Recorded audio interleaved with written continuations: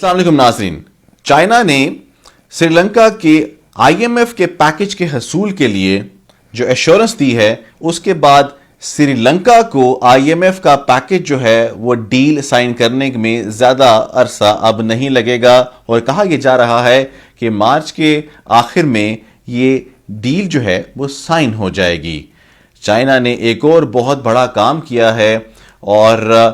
Kingdom of Saudi Arabia और Iran के दरमियान में जो इंतहाई राइवल ममालिक समझे जाते हैं, एक फ्रेंडली डील जो है वो करवा दी है और इस वक्त 7 साल के बाद दोनों ममालिक अपने डिप्लोमेटिक मिशंस जो हैं वो भेज रहे हैं। 7 साल पहले 2016 में इन दोनों ममालिक के दरमियान ताल्लुकात तब खराब हुए जब कुछ ईरानी मुजाहिरीन ने जो डिप्लोमेटिक मिशन है सऊदी अरेबिया का उस पर हमला किया और उसके बाद मजीद ख़राब तब हुए जब एक ईरानियन जो आलिम है निमर अल निमर,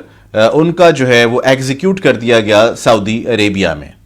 अब यहाँ पर ये भी आपको बताते चलें कि इराक और ओमान ने 2 साल मुसलसल लगाए हैं दोनों ममालिक के दरमियान में इन ताल्लुकात को बेहतर बनाने में, जिसमें वाज़ह किरदार जो है वो चाइना ने अदा किया है।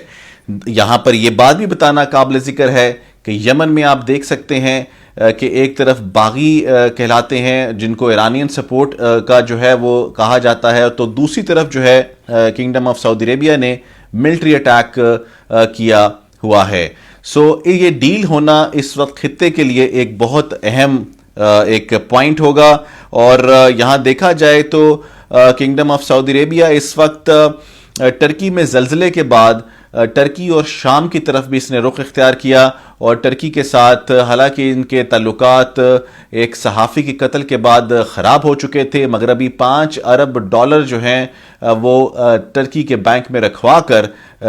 किंगडम ऑफ सऊदी अरेबिया ने दोस्ती का हाथ बढ़ाया। यहाँ पर आपको ये भी बताते चलें कि इंडिया और पाकिस्तान के दरमियान में भी काफ़ी मसाइल हैं, काफ़ी तनाव है और इस हवाले से जो पाकिस्तान है, जो यहाँ आजकल जो हुक्मरान हैं वो यूएसए को वेंटिलेटर के तशबीह देते हैं और यूएसए ने कहा है कि जितनी मोडालिटीज़ हैं वो पाकिस्तान और भारत ने खुद आपस में तय करनी है। तो आप देख सकते हैं कि एक तरफ चाइना है जो जिस तरीके से मुख्तलिफ ममालिक में किस तरीके से डील करवा रहा है अमन की और एक कारोबार की, और किस तरीके से इनको गरीब ममालिक को भी सपोर्ट कर रहा है और उसका जो तरीक़ेकार है अपने ममालिक के साथ दोस्ती करने का वो किस तरीके का है। दूसरी तरफ यूनाइटेड स्टेट्स ऑफ अमेरिका है जो अपने सुपर पावर होने के ज़ोम में बहुत सारे ऐसे इक़दाम करता है जिससे दुनिया का अमन जो है वो तबाह बर्बाद हो जाता है। यहाँ पर आपको ये बात भी बताते चलें, जहाँ पर इंडिया का जिक्र हो रहा है तो इंडिया के जो रिजर्व्स हैं वो तकरीबन $562 अरब हो गए हैं और इनमें 1.46 अरब का इजाफा हुआ है पिछले हफ्ते। आपको ये भी याद होगा कि पाकिस्तान आईएमएफ के साथ जो डील कर रहा है, 9th रिव्यू जो कर रहा है वो 1.2 अरब का है, जिसके लिए इस वक्त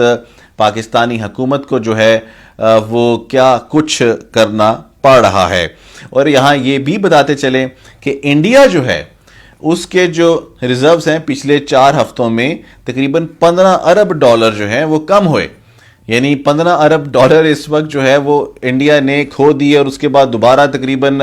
1.5-2 अरब उन्होंने वापस हासिल भी कर लिया और सिलसिला रिजर्व्स बढ़ने का सिलसिला चल भी रहा है। मगर यहाँ पाकिस्तान की अगर बात की जाए तो टोटल हॉल्ट है, इकनॉमिक एक्टिविटीज़ में इस वक्त कोई पेशरफ्त नहीं हो रही और जब तक हम ख़तीर ज़र मुबादला के हसूल नहीं होगा हमारे पास तो हम बेहतर तरीके से इकनॉमिक एक्टिविटीज़ को दोबारा चला भी नहीं सकेंगे। ये सब के लिए ज़रूरी है कि देखा जाए कि जो ममालिक इस वक्त खड़े हैं उनकी फॉरेन पॉलिसी कितनी फ्री एंड फेयर है। इस वक्त जो झुकाव था अमेरिका की तरफ या सुपर पावर होने का जोम था अमेरिका का या सिंगल सुपर पावर होने का जो اس کا ایک دعویٰ تھا وہ کافی حد تک چکنا چور ہوتا جا رہا ہے، اور ممالک جو ہیں وہ اس وقت اپنی آزادانہ فورن پالیسی کو اپنانے کا جو عمل ہے اس کو تیز کر رہے ہیں، تاکہ اس وقت جو